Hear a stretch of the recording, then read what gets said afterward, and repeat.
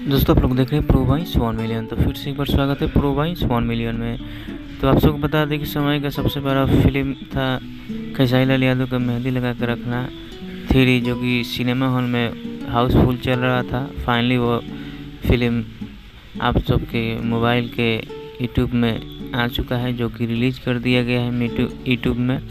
और आप सब बहुत ही खूबसूरत और बड़ा ही तगड़ा फिल्म इसके स्टोरी में बहुत ही खास है और बहुत ही पारिवारिक फिल्म आप सब अपने परिवार के साथ बैठ कर देख सकते हैं। और फिल्म बहुत ही खूबसूरत और बहुत ही इमोशनल कॉमेडी भी है इसमें। और फिल्म रजनीश मिश्रा जी बहुत ही अच्छे तरीक़े से इस फिल्म को डायरेक्ट किए हैं।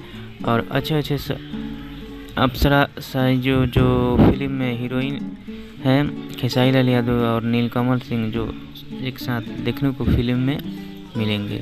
जी हाँ दोस्तों, फिल्म एक बार देखिए कैसा है और आप लोग बताइए कमेंट में। जब तक ले जय हिंद, जय भोजपुरी।